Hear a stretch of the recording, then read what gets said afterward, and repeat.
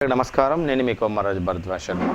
ముఖ్యంగా మనం దశా సిస్టమ్ ప్రకారంగా మేషలగ్న జాతకులకి శని మహాదశ ఎక్కడ ఉంటే యోగిస్తుంది అనే విషయాన్ని మొత్తం కూడా మనం ఈరోజు తెలుసుకుందాం. ముఖ్యంగా ఏంటంటే మేషలగ్న జాతకులకి లగ్నంలో శని ఉన్నట్టయితే ముఖ్యంగా అది నీచస్థానం. అదేవిధంగా లగ్నాధిపతి అయినట్టయితే అంటే కుజుడితో కానీ ఉచ్చరవితో కానీ కేంద్ర స్థానాల్లో ఉన్నట్టయితే ఈ దశ అనేది అఖండంగా యోగిస్తూ ఉంటుంది, లేదని కూడా సామాన్యంగా ఉంటుంది. అంటే ముఖ్యంగా ఏంటంటే మేషలగ్న జాతకులకి లగ్నం నుంచి శని ఉన్న ఎడల ఆ లగ్నాధిపతి అయినటువంటి కుజుడు కానీ ఉచ్చస్థానం రవి కానీ కేంద్ర స్థానంలో ఉన్నటువంటి శని కానీ కేంద్ర స్థానం ఉన్నట్టయితే అంటే రవి అనేది కేంద్ర స్థానం ఉన్నట్టయితే ఈ శని దశ అనేది మనకి అఖండంగా యోగిస్తూ ఉంటుంది. పాయింట్ నెంబర్ 2, మేషలగ్నమై ధనస్థానం కాబట్టి ఇది మేషలగ్నం నుంచి రెండవ స్థానం ధనస్థానం అంటే వృషభం.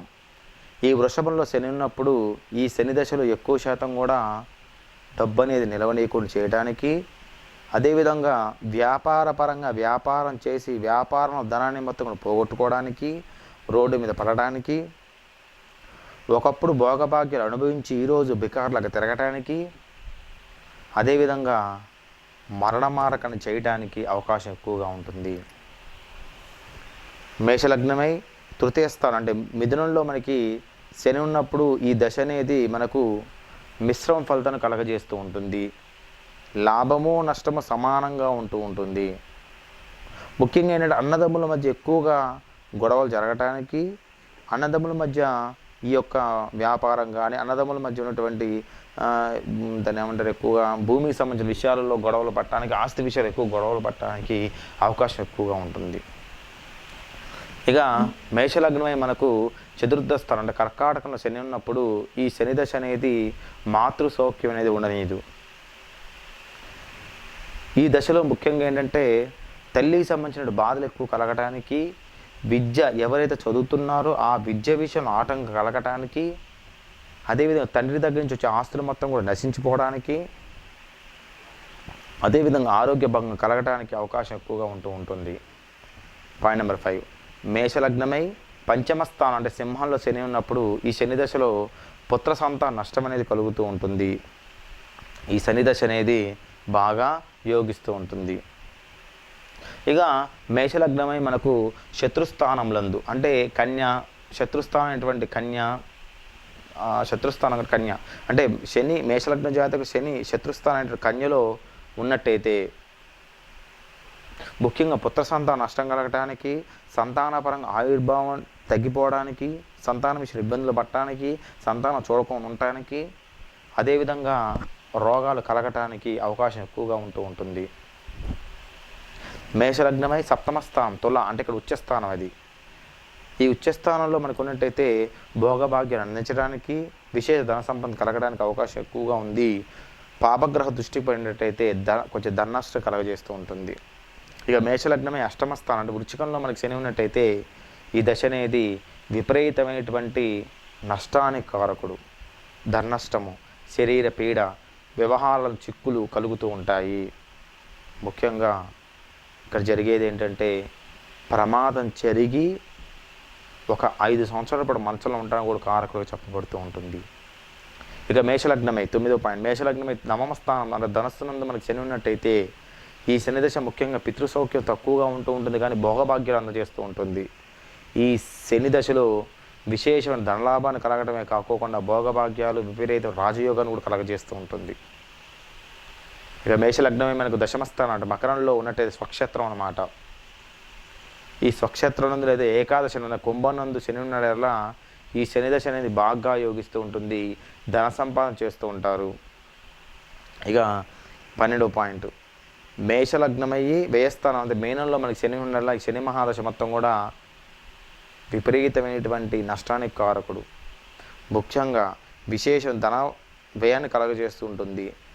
దాన్ని ఏమంటారంటే కీర్తి పెరగాలని, లేకపోతే రాజకీయ పరంగా యోగాన్ని పొందాలని, లేకపోతేనేమో వేరే వాళ్ళ విషయాల్లో మనం ఎక్కువగా పెద్దగా కనపడాలని ధనవ్యయాన్ని కారకుడుగా మారుతూ ఉంటుంది.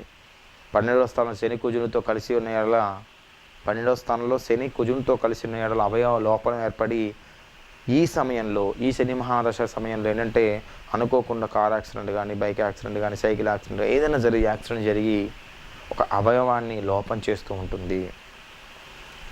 ముఖ్యంగా ఈ శని దశలో బంధన యోగం కూడా కలుగుతూ ఉంటుంది.